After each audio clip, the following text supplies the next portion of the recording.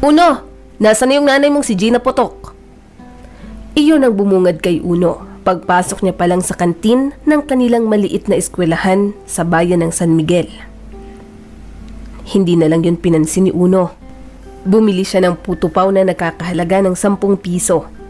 Kahit patuloy pa rin sa pang-aasar ang ilan niyang mga kaklase, ay hindi pa rin niya maiwasang mapangiti. Sa wakas, makakakain na rin siya. Umalis na si Uno at naghanap ng mapagtatambayan. Maswerte siya dahil walang tao sa kubo sa may garden ng school. Ilang sandali pa ay may narinig niya ang malakas na pagtawa ng kanyang mga kaklase. Iba talaga pagpatay gutom, pre. Nang aasar, nasabi ni Ralph. Oo nga, pre. Kulang na lang, kainin niya ang plastic. Napayuko si Uno at dahan-dahang ginuya ang pagkain. Inilagay niya na lang sa bulsa ng gusto niyang seda ang plastic. Kahit gusto niyang magpakita ng iritasyon sa mga ito, pinili niya lang na maging tahimik. Sanay na si Uno sa mga kaklase niyang basura ang tingin sa kanya. Halos lahat yata ng tao sa bayan nila, iyon ang turing sa kanya. Isang basurang walang kwenta. Basura dahil anak lang naman siya ng rapist at may nababaliw pang ina. Ang hirap na nga ng buhay, mas lalo pang pinapahirapan si Uno. Menor de edad pa lamang si Uno, natuto na siyang kumayod para sa kanila ng nanay niya. Walang magtiwala sa kanya sa bayan nila, kaya sa kabilang bayan pa siya rumaraket kapag may libre siyang oras.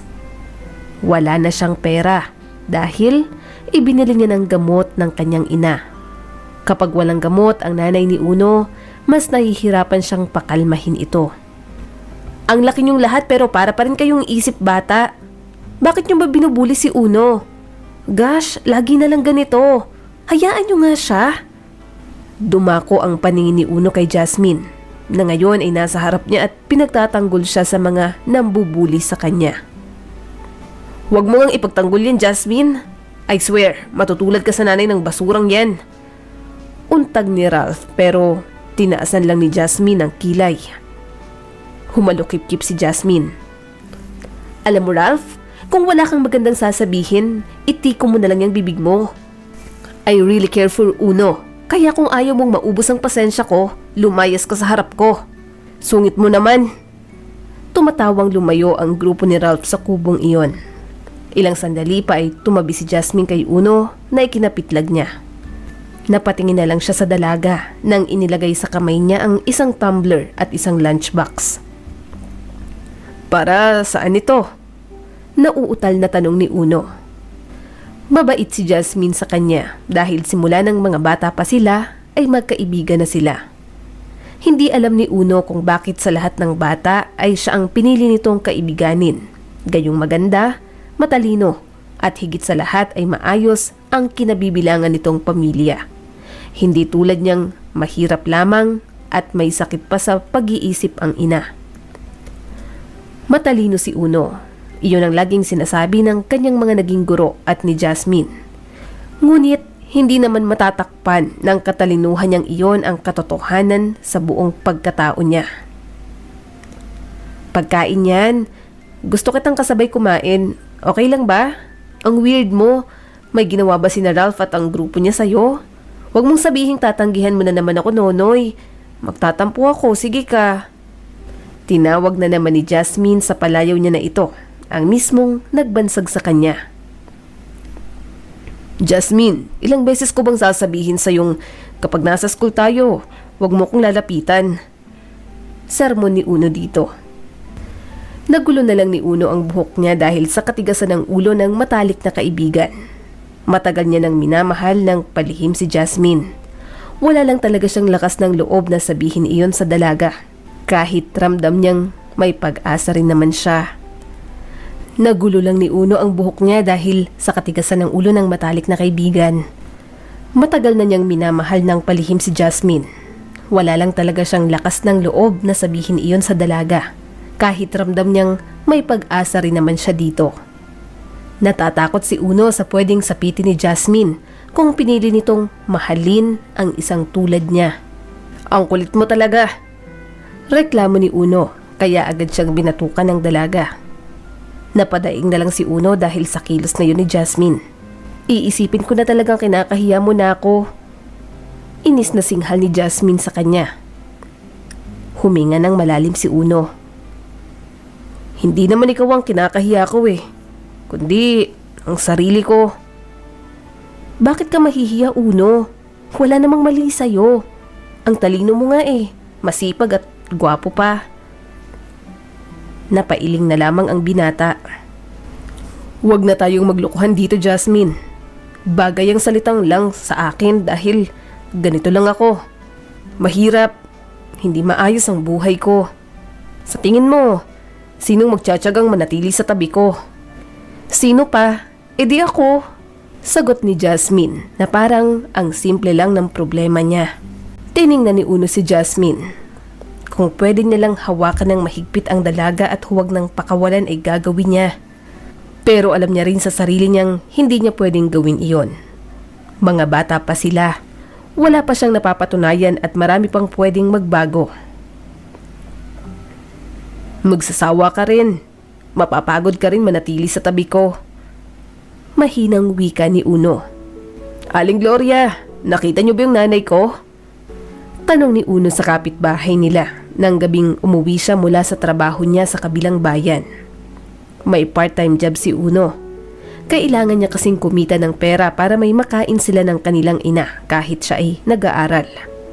Tinutulungan naman siya ng kanyang mga tiyuhin, subalit hindi naman iyon madalas dahil hirap din sa buhay ang mga ito. Puntahan mo sa likod, tugon ng matandang babae. Tumango si Uno. Sige po, susunduin ko na po siya. Salamat po. Agad tumakbo si Uno sa kinaroroonan ng kanyang ina. Medyo nag-aalala na siya para sa nanay niyang si Gina. Umaalis talaga ang nanay niya sa bahay nila, lalo na kapag wala siya. Kaya nga kahit mahirap, sinisikap niyang makabili ng gamot para dito. Ayaw niyang magwala sa labas ang nanay niya at atakihin ng sakit. Bumuntong hininga si Uno nang makita ang ginagawa ng nanay niya. Nandun ang kanyang ina, nangunguha ng mga makukulay na balat ng basura sa likod ng bahay ni Aling Gloria. Marahang lumapit si Uno sa nanay niya. Inay, nandito ka lang pala. Kakain na tayo. Halika na, umalis ka na dyan. Lumingon sa kanya si Gina at ngumisi pa ito. Ikaw ang baby ko, hindi ba?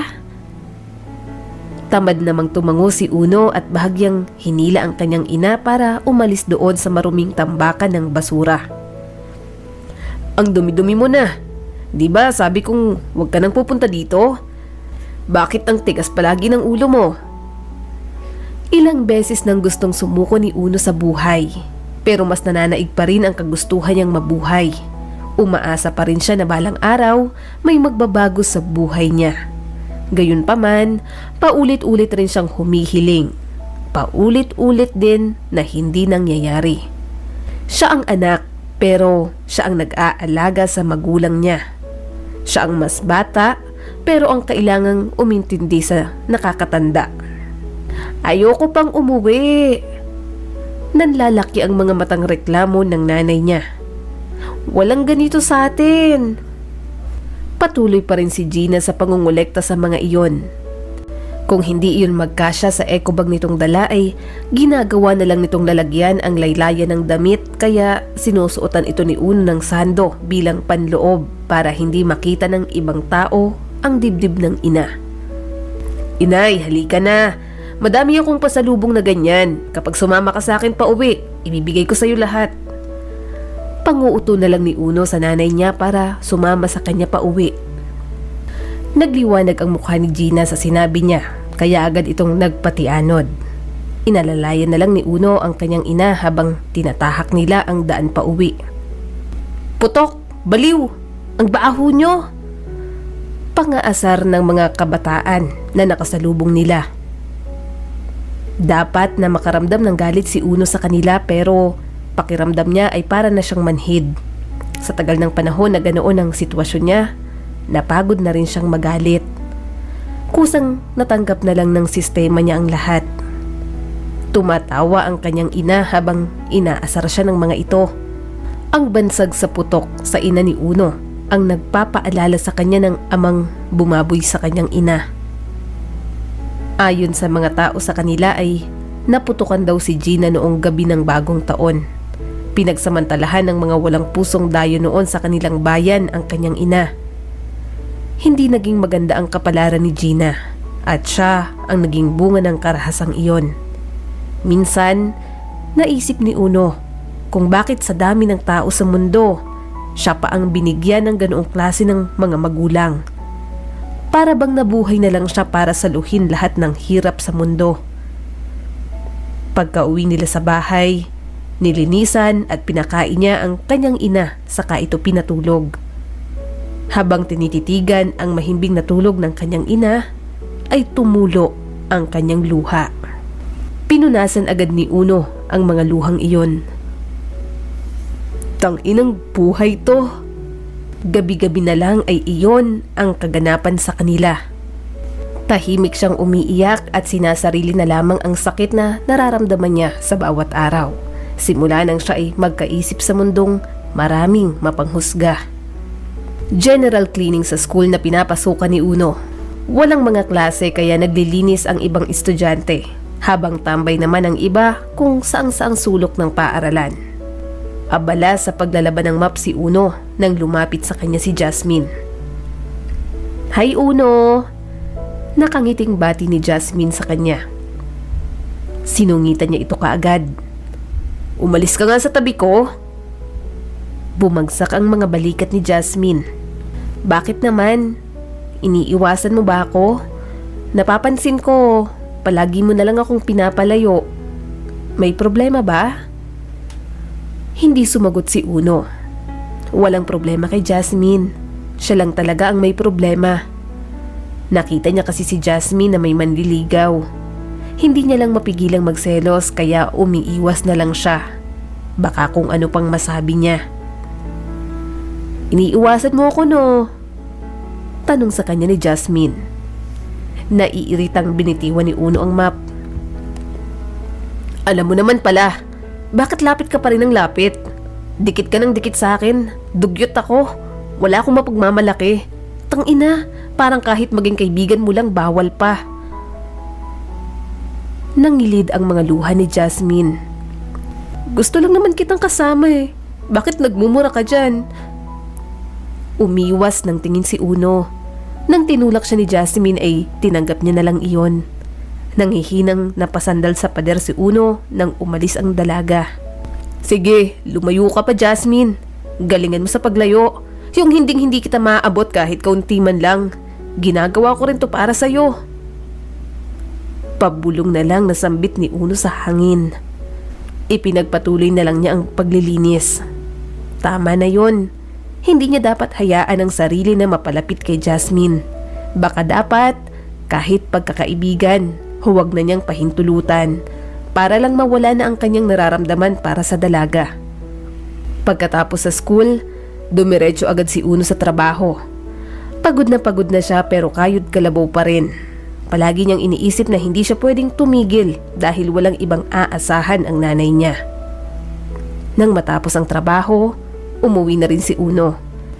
Bumili na rin siya ng ulam para kakain na lang sila ng nanay niya pagdating. Yun nga lang, nawala ang ngiti sa mga labi niya nang makita si Jasmine sa loob ng bahay nila at pinapakain na ang nanay niya. "Uno!" Tuwang-tuwang sabi ng kanyang ina. Seryosong tumingin si Uno kay Jasmine. "Anong ginagawa mo dito? Gusto kitang makausap." Pero umiling si Uno. "Wala akong panahon sa kaartehan mo." Walang pakundangang naghubad ng damit si Uno. Naghanap siya ng malinis na t-shirt at isinuot iyon. Kinuha niya ang pagkaing dala at inilagay sa plato.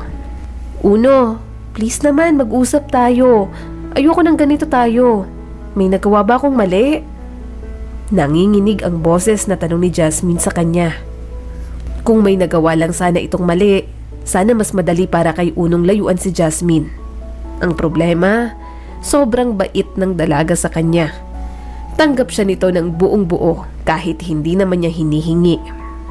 Akala mo ba nakakatuwa ka? Sino may sabing pumunta ka rito at dalhan ng pagkain ng nanay ko? Sino may sabi sa iyong ipagtanggol mo ko kapag inaasar ako ng mga kaklase natin? Sino? Huwag kang makialam sa buhay ko, Jasmine. Hindi kita kailangan, kaya umalis ka na. Sunod-sunod na sabi ni Uno sa dalaga. Nakita niya ang pagtulo ng luha ni Jasmine. Mabilis nitong kinuha ang gamit at tumakbo palabas ng bahay. Napapikit na lang si Uno at sinundan ang dalaga. Kahit anong gawin niya ay hindi niya kayang tiisin si Jasmine. Mabuti na lang at naabutan niya pa ito. Pagkahawak niya pa lang kay Jasmine ay sinuntok agad siya nito sa dibdib. Tinanggap niya na lang iyon. May karapatan naman itong magalit sa kanya. Nakakainis ka. Naiinis ako sa iyo, Uno. Bakit ang hirap para sa iyong tanggapin ang tulong ko? Bakit ang dali sa iyong talikuran na lang ako? Umiiyak na tanong ni Jasmine. Tinulak pa siya ulit ni Jasmine. Alam kong ramdam mong mahal kita. Ramdam ko rin na mahal mo ko, kaya bakit ginagawa mo to sa akin? Bakit palagi mo na lang akong tinutulak papalayo sa'yo? Hindi na napigilan ni Uno ang sarili. Mahigpit niyang niyakap si Jasmine, kasabay ang pagtulo ng mga luha. Hindi niya alam kung ano pa ang dapat niyang gawin. Mahal na mahal niya si Jasmine na parang sasabog siya kapag hindi ito naging sa kanya. Jasmine, hindi ko na rin alam ang gagawin ko. Hirap na akong pigilan to. Mahal na mahal din kita. Bakit mo naman pipigilan? Mahal din naman kita, Uno. Alam kong nahihirapan ka sa buhay mo pero nandito ako. Hayaan mo akong alalayan ka. Ayaw ko lang na maubos ka ng dahil sa akin, Jasmine. Nanghihinang bulong ni Uno. Umiling si Jasmine at hinawakan ang mukha niya. Ano ka ba? Hindi ako mauubos. Kung mahina ka, hayaan mong bigyan ka kahit kaunti ng lakas ko. Gusto kong lumaban ka, Uno, dahil alam kong kaya mo. Nagpalipas oras muna ang dalawa sa abandonadong bahay malapit sa ilog. Pinalipas muna nila ang nangyaring sagutan kanina. Boyfriend na ba kita? Mahinahong tanong ni Jasmine habang nakasandal sa dibdib niya. First girlfriend kita. Namamaos na sabi ni Uno. Pero hindi ikaw ang first ko. Napanguso si Uno. Alam niya yon. Kasalanan niya rin naman. Itinulak niya pala yun si Jasmine sa kanya. Selos ka? Tanong ni Jasmine sa kanya na may halong pang-aasar. Napairap si Uno kaya tumawa si Jasmine. Huwag ka nang magselos. Ikaw naman ang pinakamahal ko sa lahat. Puppy love lang yun. Pero first boyfriend mo pa din siya. Oo, and first heartbreak din. Kaya ikaw, make sure na hindi ako ang magiging first heartbreak mo. Alagaan mo ako para hindi kita iwanan. Banta ni Jasmine sa kanya. Pero may first heartbreak na ako. Seryosong sambit ni Uno. So may babae ka bago ako at hindi mo sinabi sa akin? Inosenteng tumango si Uno. Natawa siya nang makita ang inis sa mukha ni Jasmine. Tumayo pa ito at aalis na sana. Ngunit hinila niya pabalik. Bakit ka aalis? Nag-uusap pa tayo. Kasi manloloko ka. Paano ako naging manloloko kung nanay ko naman ang tinutukoy ko? Anong ibig mong sabihin? Simula nang isilang ako, sakit nang idinulot niya sa akin. Pinanganak na akong anak ng rapist at baliw. Pinagsisisihan ko na nabuhay ako sa sitwasyong ito. Ayoko ng ganito. Ang hirap gumising araw-araw. Hindi ako masanay-sanay sa paulit-ulit na panghuhusga. Malungkot na sabi ni Uno. Hinaplos ng dalaga ang pisngi nito kaya sandaling nakahanap si Uno ng kakampi. Mahal ko si nanay, pero siya ang unang babaeng nanakit sa puso ko, Jasmine. Naluluhang wika ni Uno. Hindi ako papayag sa relasyon ninyo. Bulyaw ng ina ni Jasmine kay Uno. Pumunta si Uno sa birthday party ng kasintahan. Nang sinabi sa kanya ni Jasmine na ipapakilala siya nito bilang nobyo, ay tumutol agad siya noong una. Gayunpaman, iyon ang gusto ni Jasmine. Isa pa ay ayaw niya rin namang maglihim ito sa mga magulang. Ayaw niyang maging masamang impluwensya kay Jasmine dahil lang mahal siya nito. Papa, sinabi niyo na pwede na akong magkaroon ng boyfriend kapag 18 na ako, di ba? Ano to? Bakit ngayon hindi niyo matanggap? Naiinis na tanong ni Jasmine. Pinayagan ka namin ng papa mo pero hindi sa lalaking yan. Singit naman ng mama ng dalaga. Kilalang may kaya ang pamilya ni Jasmine sa kanilang bayan. Alam ni Uno na suntok sa buwan ang maging isa sila pero nangyari. Mahal siya ni Jasmine kaya kahit papaano, nagkaroon ng katiting na pag-asa sa puso niya. Nasasaktan si Uno sa nangyayari. Kinakaawaan niya ang sarili dahil kahit anong pilit niya ay hindi siya matatanggap ng mga tao sa paligid niya. Ano namang problema doon, Mami? Mahal ko si Uno. Giit pa ni Jasmine sa mga magulang. Hinawakan ng mahigpit ni Uno ang kamay ni Jasmine kaya napalingon ang dalaga sa kanya. Umiling siya at nagpahiwatig na huwag nang ipilit ang relasyon nila dahil para sa kanya, dapat na siyang sumuko. Malaki ang pagkakaiba, anak. Masisira ang buhay mo sa kanya. Hahatakin ka niya pababa. Ang nanay niya may sakit sa pag-iisip. Papaano kapag namanan niya yon? Eh di may boyfriend kang baliw. Ni tatay niya nga ay hindi niya malaman kung sino, na sigurado naman akong kriminal dahil rapist. Galit na sabi ng ama ni Jasmine. Kinoyom ni Uno ang mga kamay. Kahit anong gawin niya ay ganoon na lang palagi ang tingin ng mga tao sa kanya. Para siyang isang duming tinatapakan lang. Nilapitan ng ginang si Jasmine at inilayo sa kanya. Hinayaan lang iyon ni Uno dahil ayaw niyang maging bastos. Kahit mula ulo hanggang paa ay binastos na siya ng pamilya ni Jasmine. Ang unfair niyo po. Hindi yun ginusto ni Tita Gina. Mahal ko si Uno kaya sana irespeto niyo yung desisyon ko. Mabait siyang tao. Pagtatanggol pa ni Jasmine sa kasintahan. Pero may lahi siyang kriminal. Anak siya ng rapist. Jasmine, nag-iisip ka ba? Hindi ka namin pinag-aaral at binibigay ang lahat ng gusto mo para lang pumatol sa isang taong walang kwenta. Sigaw ng ama ni Jasmine. Bumuhos na ang luha ng dalaga. Daddy, mahalaga siya sa akin. Hindi siya walang kwentang tao. Nasasabi niyo lang yan dahil mga mapanghusga kayo. Napasinghap si Uno nang biglang sampalin si Jasmine ng daddy nito. Lalapit na sana siya sa girlfriend pero biglang naglabas ng baril ang daddy ni Jasmine at itinutok sa kanya. Aalis ka o papatayin kita. Galit na tanong ng daddy ni Jasmine. Daddy, wag po. Uno, umalis ka na muna. Parang awa mo na. Mas lalong umiyak si Jasmine.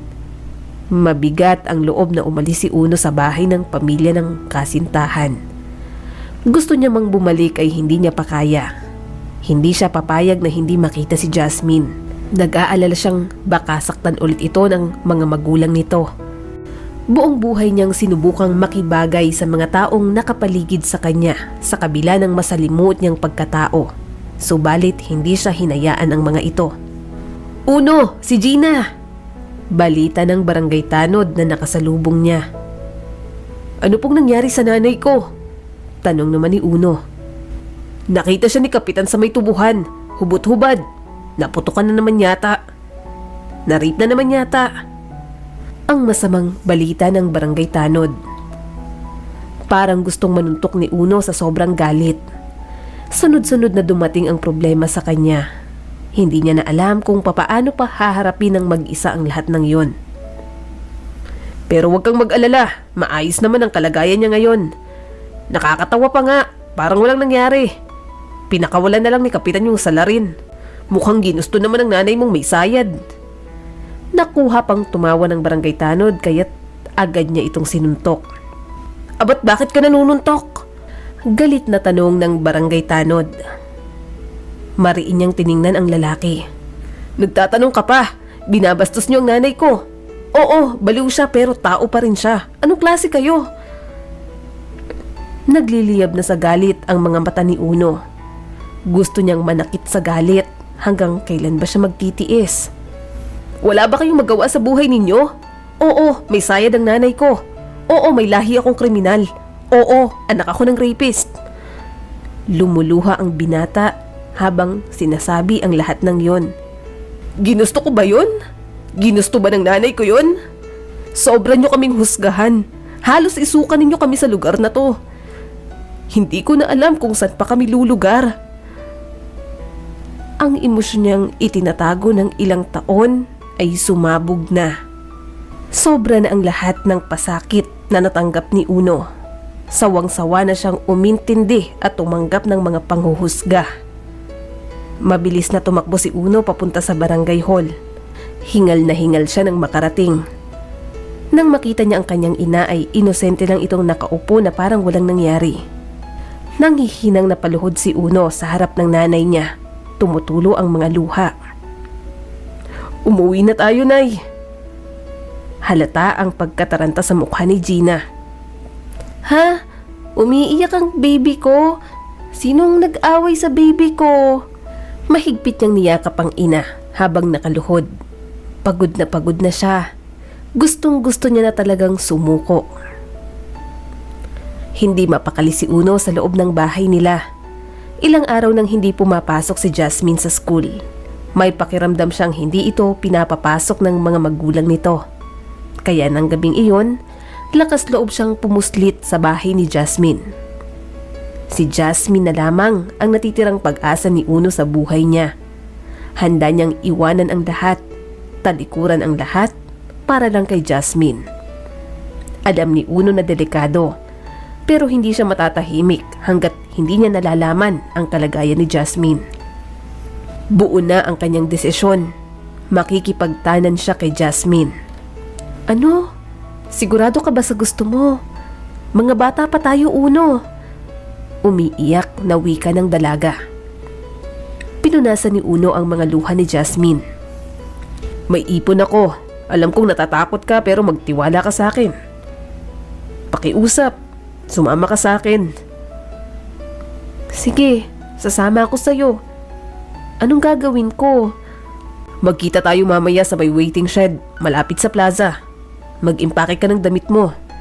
Hihintayin kita doon, Jasmine. Katulad ng plano ay iyon nga ang ginawa nila. Umiwas ng tingin si Uno nang makita niya ang kanyang inang mahimbing na natutulog. Palagi na lang siya ang umiintindi at nag-aalaga. Sa pagkakataong iyon, gusto ni Uno maging makasarili. Gusto niyang maging masaya. Tahimik na umalis si Uno. Hindi na lumingon pa sa bahay nila. Tulala siya habang hinihintay ang pagdating ni Jasmine. Unti-unti na siyang nilalamon ng takot. Natatakot siyang baka nagbago na ang isip ng kasintahan niya. Ilang sandali pa, may mga lumapit na lalaki kay Uno. Napaatras siya nang bigla na lang siyang pagtulungang bugbugin ng mga ito. Nalasahan ni Uno ang dugong lumabas sa bibig niya. Pinapasabi ni boss, sa oras na lumapit ka pa sa anak niya, papatayin ka niya. Boy, huwag kang magpaalipin sa pag-ibig. Ikamamatay mo yan. Tumatawang sabi ng lalaki sa kanya. Nang iwan si Uno ng mga ito, tahimik na pumatak ang luha niya. Pagod na talaga siya. Wala na siyang makitang liwanag pa sa buhay niya. Kahit nanghihina ay pinilit ni Unong umuwi sa bahay nila. Basang-basa siya ng ulan at kumikirot ang mga sugat at pasa niya pero wala siyang pakialam. Mamamatay din naman siya kaya bakit pa siya mag-aabalang ingatan ang sarili niya. Pagpasok ni Uno sa bahay ay nakita niya ang nanay niyang abala sa paglalaro ng kung ano-ano. Binagsak niya ang sarili sa higaan kahit basang-basa siya at punong-puno ng sugat at pasa. Wala namang mag-aalaga sa kanya kung hindi ang sarili niya. Papaano niya aalagaan ang sarili niya kung pagod na siya? Kinabukasan, walang kabuhay-buhay na bumangon si Uno. Kahit masama ang pakiramdam ay lumabas siya para bumili ng lubid sa hardware. Pagkarating sa bahay, agad siyang umakyat sa upuan at itinali iyon sa kisame. Anong gagawin mo, Uno? Lalaro tayo? Tanong ni Gina sa kanya. Malungkot nang umiti si Uno. Ako lang, Nay. Maglalaro ako. Bagay na hindi ko naranasan kailanman nung bata pa ako. Huminga ng malalim si Uno. Hanggang sa huling pagkakataon, wala pa ring maintindihan si Gina sa mundo. Hirap na siyang lumaban sa buhay para sa nanay niya. Ilang sandali pa, umakyat na si Uno sa upuan. Nanginginig ang mga kamay na isinuot niya ang nakabuhol na tali sa leeg. "Uno!" tanong ng nanay niya habang nakatingala sa kanya. Pumikit si Uno at tumulo ang mga luha. "Paalam, Nay." Sinipan na ni Uno ang upuan. Naramdaman agad niya ang pagkakasakal ng tali sa leeg niya. Naglulumikot ang mga paa niya sa ere. Gayunpaman, narinig niya ang pagkataranta at pag-iyak ng nanay niya. Ilang sandali pa'y bumagsak si Uno sa sahig ng bahay nila. Ubong-ubo siya habang naluluha.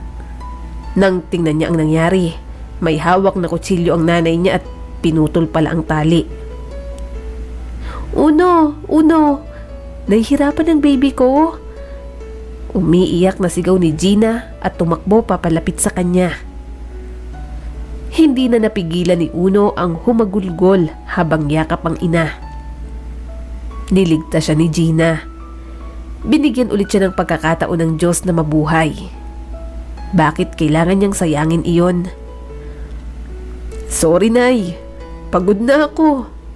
Sorry." Nanginginig ang mga balikat na niyakap ni Uno ang kanyang ina. Simula ng pangyayaring iyon, maraming napagtanto si Uno sa buhay. Hindi dapat siya sumuko ng ganoon. May kaya pa siyang gawin. Marami pa siyang kayang gawin. Kahit hindi sigurado, nagdesisyon si Uno na lisanin nila ng nanay niya ang bayan na iyon. Gusto niyang magsimula ulit at magagawa niya lang iyon kung malayo siya sa mga taong nagdulot ng labis na sakit sa kanya. "Kung ako sa'yo, Uno, dalhin mo na lang si Gina sa psychiatric ward. Bata ka pa. Wala ka pang nararating. Mahirap bitbitin sa buhay ang nanay mo. Maging practical na tayo," sabi ng tiyuhin niya. Pinagmasdan ni Uno ang nanay niyang tumatawang mag-isa kahit wala namang kausap. Inaamin niyang nahihirapan siya pero ni minsan hindi sumagi sa isip niyang iwanan na lang ang nanay niya roon. "Uno, saan tayo pupunta? Bakit ka umiiyak?" tanong ng nanay niya. Pinunasan agad ni Uno ang mga luha. "May kukuha sa'yo, Nay. Huwag kang mag-alala. Aalagaan ka naman nila doon." "Ha? Iiwan mo ko?" Takot na sabi ng kanyang ina. Ilang sandali pa, dumating na ang van na susundo kay Gina. Umiwas agad ng tingin si Uno nang makita niyang halos magmakaawa na ang kanyang ina. "Ayoko! Bitiwan niyo ako! Hindi ako sasama!" Sigaw ng nanay niya habang nagwawala mula sa hawak ng nurse. Ilang sandali pa, naisakay na sa van si Gina. Tinanaw na lang iyon ni Uno. Kaso, hindi pa nakakalayo ang van ay bigla na lang siyang tumakbo. Napagtanto niyang hindi niya kaya. Okay lang kay Uno kahit mahirapan siya. Ang mahalaga, kasama niya ang kanyang ina. Hinding-hindi niya ito iiwanan. Tumigil din naman kaagad ang van nang makitang humahabol si Uno. Bumaba agad si Gina at niyakap siya. Niyakap ni Uno ng mahigpit ang nanay niya. "Sorry, Nay. Sorry. Masama akong anak. Di na kita iiwan. Pangako." Kung sa paaralan, palaging tinatanong kung paano makita ng isang estudyante ang sarili niya sa susunod na 10 taon, hindi alam ni Uno kung pareho pa rin ang isasagot niya. Masyado siyang negatibong tao noon. Walang tiwala sa sarili. Tumatak sa isip niya noon na baka katulad ng sinabi ng mga tao sa kanya, wala talaga siyang kwenta. So, anong pakiramdam na isa ka na ngayon sa namamayagpag na negosyante dito sa Pilipinas? Tanong ng interviewer kay Uno. Napangiti si Uno. "I'm proud. Sa dami ng pinagdaanan kong hirap. Sa tingin ko, bumawi na sa akin ng universe o ang Diyos. Kaya sobrang pagpapalang binibigay niya sa akin ngayon." Tumawa ang interviewer. Wow, so you're a God-fearing person as well. Hindi na ako magtataka kung bakit nasa top ka ng most hot bachelor dito sa Pilipinas. Napailing si Uno. Hindi ko alam na may ganong ranking pala. Tiningnan ng interviewer ang papel na hawak. Alam na ng lahat na single ka, Sir Uno. Maraming nagtatanong kung ano ba ang tipo mo sa babae. Napatingin si Uno sa mga daliri. I don't have a specific type, but I want a woman who can accept me no matter who I am. A woman who don't judge people based on their present situation. Yung babaeng mamahalin ako unconditionally. Ngumiti ang interviewer. Wow, mukhang may partikular kang babaeng na iniisip ngayon. Tumawa lang si Uno. Ayaw niyang mag-confess sa national TV ni hindi pa nga sila nakikita ni Jasmine pagkatapos ng 10 taon. Wala naman siyang ibang babaeng minahal. Si Jasmine pa rin ang nasa puso niya. Ni minsan, hindi niya nakalimutan ang dalaga. Ngayon, buo na ang loob niya. Handa na siyang bumalik kay Jasmine nang may napatunayan na. Hiling niya lang na sana ay hindi pa huli ang lahat para sa kanila. Buti, hindi mo inamin sa national TV ang walang kamatayang pagsinta mo para kay Jasmine. Pangaasar ni Ralph sa kanya pagpasok sa opisina. Sinamaan ang tingin ni Uno si Ralph. Tigilan mo nga ako. Parang dati lang, si Ralph ang numero 1 nang bubuli sa kanya noong high school sila. Pero ngayon, kaibigan niya na. Iba talagang kumilos ang tadhana. Nang malaman niyang nag-a-apply si Ralph sa kumpanya ay ginusto niyang pahirapan ito. Pero naisip ni Uno na huwag na lang. Wala rin naman siyang mapapala kahit pahirapan niya si Ralph at gumanti sa mga ginawa nito noon sa kanya. Sabagay, kahit ako, naging crush ko yun si Jasmine.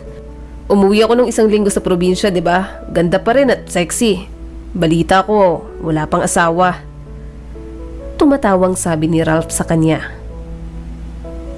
Binato niya ng ballpen si Ralph. Lumabas ka ng opisina ko.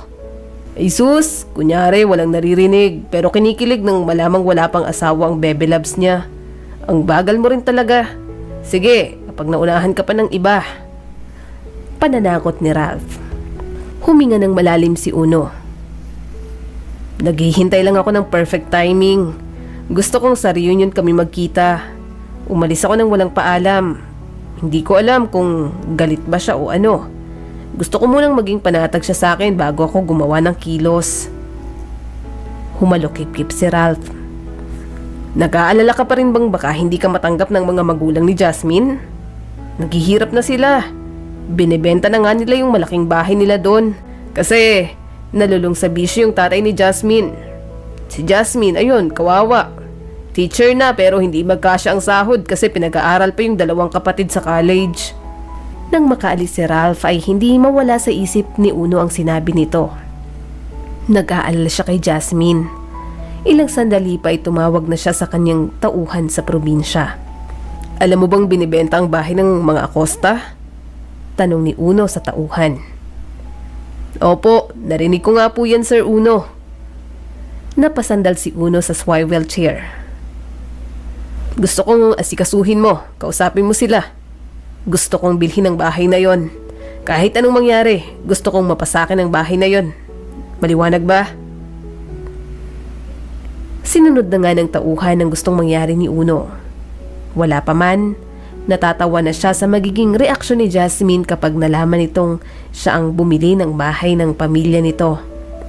Mabilis ang naging proseso. Napangiti si Uno nang mahawakan niya ang titulo ng lupa. Kababalik niya lang sa dating probinsya. Balak niyang sa reunion magpakita. Bakit mo binili ang lupa nila? Anong binabalak mo? Tanong ni Ralph. Ngumisi lang si Uno.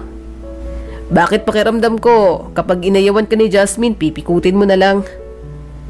Tumawa si Uno.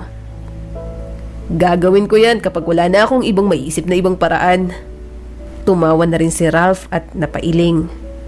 Gagawin lahat ni Uno para bumalik sa kanya si Jasmine.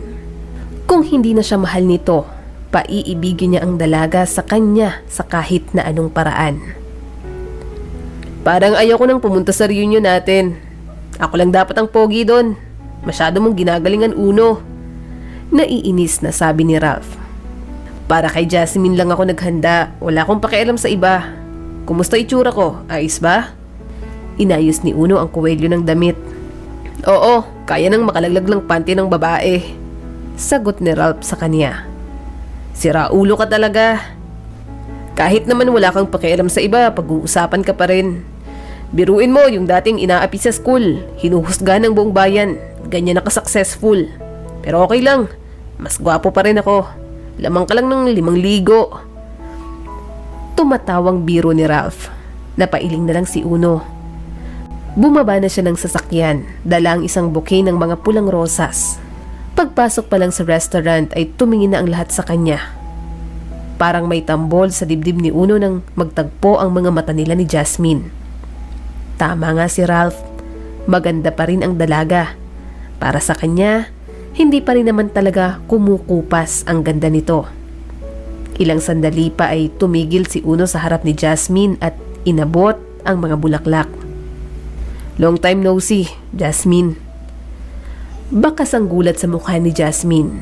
Hindi na paghandaan ni Uno nang bigla na lang itong tumakbo. Hindi man lang tinanggap ang bigay niyang mga bulaklak. Kahit napahiya siya ay sumunod pa rin siya kay Jasmine. Hinila agad ni Uno ang dalaga nang maabutan niya ito. Bakit ka tumakbo? Bitiwan mo ako. Binawi agad ni Jasmine ang kamay nito sa kanya. Jasmine, ang lakas naman ng loob mo para magpakita pa. Pagkatapos ng 10 taon, babalik ka na parang walang nangyari. Ano bang ibig mong sabihin? Tanong ni Uno. Bigla na lang tumulo ang mga luha ni Jasmine. Huwag kang magmaang-maangan, Uno. Bigla ka na lang nawala. Pinaasa mo ko. Niloko mo ko. Hindi na napigilan ni Uno nang muling tumakbo si Jasmine.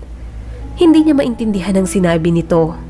Gayunpaman, hinayaan niya munang lumayo ito sa kanya. Alam niyang katulad niya ay nabigla lang din ito. Pare, ayos lang yan. Humanap ka na lang ng iba. Sabi ni Ralph sa kanya habang nagiinom silang pareho sa hotel room. Ayoko, di ako papayag. Si Jasmine lang ang gusto ko. Siya lang ang mahal ko. Kung di rin lang siya, de bale na lang. Muling uminom ng alak si Uno. Masama ang loob niya. Ilang taon niyang pinaghandaan ang muling pagkikita nila ni Jasmine, pero gano'n ang nangyari. Ni ayaw siyang kausapin ng dalaga. Bakit nga ba hindi niya kayang palitan sa puso niya si Jasmine? Iyon ay dahil sa lahat ng tao. Si Jasmine lang ang alam niyang kaya siyang mahalin ng buong buo kahit durog na siya. Si Jasmine lang ang kaya siyang tanggapin sa kabila ng sitwasyong mayroon siya. Kinabukasan, kahit masakit ang ulo dahil sa kalasingan ay tumayo pa rin si Uno at nag-asikaso. Kailangan niyang puntahan ang bahay ng pamilya Acosta, lalo pa at si Jasmine ang makikipagkita sa kanya. Nang makarating sa bahay ay nakita agad ni Uno si Jasmine na naghihintay. Pagkakita pa lang nito sa kanya ay parang gusto na naman itong tumakbo. Ikaw ang bumili ng bahay namin? Tanong ni Jasmine sa kanya. Namulsa si Uno at seryosong tiningnan si Jasmine. Ako nga. Ako na ang nagmamay-ari ng bahay na to. Mapaklang tumawa si Jasmine. Ah, anong binabalak mo? Gumaganti ka ba sa pamilya ko? Bumuntong hininga naman si Uno. Gumaganti? Ba't naman ako mag-aaksaya ng oras? Gusto ko lang bilhin ang bahay na to kasi tataas din ang value. Ang daming property, Uno. Bakit itong sa amin pa? Sana hindi ka nalang bumalik. Malamig na sabi ni Jasmine sa kanya. Parang may kumurot na pino sa puso ni Uno, pero hindi niya yun pinahalata. Bakit hindi ako babalik? May binalikan ako at wala kang karapatang paalisin ako rito. Hindi sa'yo ang lugar na to. Ang yabang mo. Ikaw na ngang may kasalanan sa akin. Ikaw pang may ganang magmalaki. Naluluhang sabi ni Jasmine. Humakbang palapit si Uno sa dalaga. Sabihin mo sa akin, anong kasalanan ko sa'yo? Sabihin mo, Jasmine. Alam kong iniwan kita ng walang paalam pero masyado nang magulo nun. Durog na ako. Ikaw na lang ang kinakapitan ko nun pero hindi ka pa rin pwede. Pinunasan ni Jasmine ang mga luha. Dumating ako. Pumunta ako pero wala ka. Hindi ka dumating. Napailing si Uno. Dumating ako pero pinabugbog ako ng daddy mo. Natigilan si Jasmine. Anong sinabi mo? Napapikit si Uno at hinawakan ang mukha ng babaeng minamahal niya. Anong sinabi nila sa'yo? Anong ginawa nila para magalit ka sa akin ng ganito? Pinabugbog ako. Nang gabing yun. Gusto ko na lang mamatay. Ikaw na lang ang natitirang pag-asa ko nun pero hindi ka dumating. Dumating ako. Handa na akong makipagtaanan sa'yo nun dahil mahal na mahal kita, Uno. Giit pa ni Jasmine. I love you. Lumipas man ang 10 taon. Ikaw pa rin ang mahal ko, Jasmine. Mahigpit na niyakap ni Uno si Jasmine. Alam niyang kailangan pa nilang mag-usap pero hindi niya na napigilan ang sarili. Inabot agad ni Uno ang kamay ni Jasmine at marahang hinalikan iyon. Magpakasal na tayo. Hindi ba parang masyadong mabilis? Lumipas ng maraming taon. Marami nang nagbago. Hindi na ako ang Jasmine na nakilala mo noon. Maraming taon ang lumipas pero hindi naman nagbago ang pagmamahal ko sa'yo. Obvious naman, di ba? Mahal pa rin kita. Namamaos na sabi ni Uno. Kumusta si Tita Gina? Biglang tanong ni Jasmine. Ganun pa din pero mas maayos na kumpara noon. Nabigyan ko na siya ng maayos na buhay. Marahang hinaplos ni Jasmine ang mukha niya. Masaya ako sa lahat ng narating mo. I'm always proud of you. Alam kong masikap kang tao, kaya nga kahit ang hirap ng sitwasyon natin nun, nagtiwala pa rin ako sa'yo. At sana magtiwala ka ulit sa akin ngayon. This time, hindi na kita bibiguin. Pwede bang wag muna tayong magmadali, Uno? Pwede ba yon? Oo naman, maghihintay ako. Hihintayin kita. Wika naman ni Uno. Isipin mo, Uno, ayaw tanggapin ang wedding proposal mo? Ayaw kang maging boyfriend. What if kabit ka pala? Yun ang walang kwentang tanong ni Ralph sa kanya. Hindi na nakapagpigil si Uno at binato si Ralph. Madami na nga siyang iniisip, dumagdag pang sinabi nito. Alam niyang hindi magagawa iyon ni Jasmine sa kanya. Ramdam ko, mahal ako ni Jasmine. Hindi ko lang alam kung bakit parang may pumipigil sa kanya. E di tanungin mo, mag-usap kayo ng maayos. Itanong mo lahat ang gusto mong malaman para rin may peace of mind ka. Suhestyon naman ni Ralph sa kanya. Iyon na nga ang ginawa ni Uno. Nagmaneho siya papunta sa bahay ni Jasmine. Bumati agad siya nang makitang nagwawalis sa bakuran ang nanay nito. Teka, Uno, ikaw na ba yan? Tanong ng mami ni Jasmine sa kanya. Tipid na ngumiti si Uno. Nandyan po ba si Jasmine? Gusto ko po sana siyang makausap. Mabilis na binuksan nito ang gate para sa kanya. Nasa loob siya, halika, pasok ka na. Hindi mapigilan ni Uno na titigan ang mami ni Jasmine. Malaki ang pinagbago nito. Pumayat at mas halata ang kulubot ng balat. Hindi na rin nagsusuot ng mga mamahaling damit at mga ginto. Hindi lang lubos maisip ni Uno na ang taong halos isuka na siya, magiliw na pinapatuloy siya sa tahanan nito ngayon. Mapaglaro lang din talaga ang tadhana sa lahat ng tao.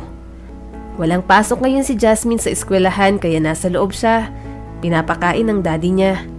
Imporma ng ginang sa kanya. Papasok na sana sila ng bahay nang makarinig sila ng pagtatalo. Anong ginagawa mo rito? Umalis ka na! Puntahan mo na si Uno ron. Akitin mo. Maganda na ang buhay ng batang yon. Sigurado nang pag-asenso ulit natin. Sabi ng daddy ni Jasmine. Pero umiling si Jasmine. Daddy, tigilan mo na yan. Matagal na kaming wala ni Uno. Naglumikot sa wheelchair ang daddy nito. Anong wala? Balita ko. Mukhang nililigawan ka. Sagutin mo na. Mas mabuti kung pakasalan mo na. Napakamot si Jasmine sa ulo. Wala nga sabi akong balak bumalik kay Uno. Hindi ako magpapakasal sa kanya dahil lang mayaman na siya. Hindi ko hahayaang gamitin niyo siya. Natigilan si Uno sa narinig. Kung ganon, yun pala ang pumipigil kay Jasmine na tanggapin ulit siya sa buhay nito. Napatingin siya sa mami ni Jasmine na halatang guilty sa narinig na usapan. Pumasok na ang ginang sa loob. Ano bang ginagawa niyo? Nag-aaway na naman kayo. Tuluyang sumabog ang emosyon ni Jasmine. Ayoko na. Pagod na ako sa inyo. Hindi ba kayo nahiya? Ang laki na kasalanan ng ginawa niyo kay Uno. Tapos ngayon gagamitin niyo? Anong klase kayong mga tao? Bago pa masampal ng ginang si Jasmine, ay mabilis na pumasok si Uno at hinila ang dalaga. Siya tuloy ang nakasalo ng sampal ng ina nito. Uno! Sigaw ni Jasmine. Seryosong tumingin si Uno sa mga magulang ni Jasmine. Nire-respeto ko pa rin kayo dahil sa mga magulang kayo ni Jasmine. Pero hindi ako papayag na tratuhin niyo siya ng ganito. Hindi pa man kayo humingi ng tawad. Pinatawad ko na kayo. Pwede niyo akong gamitin kahit kailan niyo gusto. Huwag niyo lang saktan ng babaeng mahal ko. Pagkatapos ni Uno sabihin iyon ay hinila niya palabas si Jasmine. Galit na galit siya. Walang pwedeng manakit ng ganon sa babaeng mahal niya. Sinakay niya si Jasmine sa kotse. Okay ka lang ba? Sunod-sunod na tumulo ang mga luha ni Jasmine. Hindi mo dapat ginawa yun. Narinig mo ba ako kanina? Ginagamit ka lang nila. Gusto nilang maging tayo dahil nalaman nilang mayaman ka na. Hinawakan ni Uno ang kamay ni Jasmine. Wala akong pakialam. Naiintindihan mo ba, Jasmine? Ngayon, katulad ka ba nila? Ginamit mo rin ba ako? Mahal kita, Uno. Hindi kita ginamit at hindi ko yun magagawa sa'yo. Napangiti si Uno at niyakap ang dalaga. Mahal din kita. Tama na. Huwag mo nang labanan pang nararamdaman mo, Jasmine. Magpakasal na tayo. Mula noon hanggang ngayon, ikaw lang ang gusto kong makasama. Tumango ang dalaga kaya nakahinga siya ng maluwag. Sapat na sa kanya yon. Panatag na ang kalooban niya dahil doon. Mabilis na inasikaso ni Uno ang kasal nila. Hindi siya pumayag na matatapos ang taong iyon na hindi sila kinakasal. Ginawa niyang enggrande ang kasal para maraming makadalo at malaman ng lahat kung gaano niya kamahal si Jasmine. Sa araw ng kasal, labis ang galak sa puso ni Uno. Parang panaginip ang lahat sa kanya. Ang babaeng matagal niyang pangarap, ngayon ay kasal na sa kanya. Napakaganda mo, Jasmine. Mag-asawa na tayo. Hindi ka ba nagsasawa sa ganda ko? Lumipas ang mga buwan at taon, naging masaya ang pagsasama nila ni Jasmine. Kasama rin nila sa bahay ang nanay ni Uno. Sanay naman si Jasmine sa nanay niya kaya walang naging problema dito. Uno, may sasabihin ako sa'yo. Bakit? Nag-aalalang tanong ni Uno. Anong gagawin natin? Buntis ako. Anong sabi mo? Buntis ako. Magiging daddy ka na. Nakangiting sabi ni Jasmine sa kanya. Sa sobrang tuwa ni Uno, mahigpit niyang niyakap ang asawa. Inalagaan at inalalayan niya si Jasmine sa pagbubuntis nito. Gusto niyang maging maayos ang lahat para sa asawa niya. Alam niya rin naman na hindi biro ang mga anak. Nang nasa delivery room na si Jasmine ay kabadong-kabado si Uno na naghihintay sa waiting area. Panay ang dasal niyang sana, parehong ligtas ang mag-ina niya. Ilang sandali pa ay lumabas ang doktor. Congratulations, mister. Ligtas po ang asawa niyo. Ligtas din pong naipanganak at healthy ang baby girl ninyo. Nakahinga ng maluwag si Uno. Thank you, Doc. Hinintay niya si Jasmine na mailipat ng kwarto. Parang tumakas lahat ng dugo niya sa katawan nang makitang putlang-putla at hinang-hina si Jasmine. Bigla niyang naisip ang nanay niyang si Gina. Kumustang pakiramdam mo? Tanong ni Uno at marahang hinawakan ang kamay ni Jasmine. Masakit pero kaya. Sabi ng doktor, malusog daw ang baby. Namamaos na sabi ng asawa niya. Oo, mamaya dadalhin na raw dito ang baby natin. Excited na ako.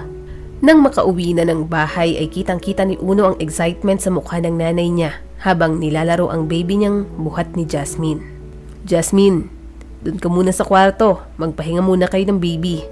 Bulong ni Uno kay Jasmine at hinalikan sa noo ang asawa. Pumasok nga sa kwarto si Jasmine kasama ang anak nila. Nang silang dalawa na lamang mag-ina ay mahigpit na niyakap ni Uno si Gina.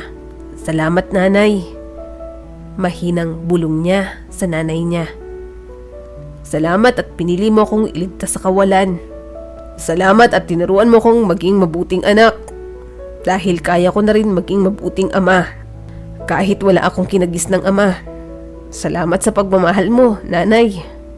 Tumawa ang nanay niya. Baby ko? Kung hindi piniling buhayin si Uno ng nanay niya ay baka hindi niya mararamdaman ang ganoong saya.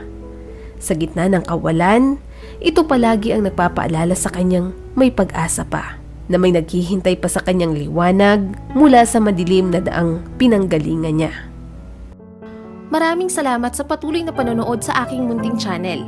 Kung nagustuhan mo ang videong ito ay huwag mong kalimutang mag-like and subscribe at pakipindot mo na rin ang notification bell para updated ka sa mga susunod nating video.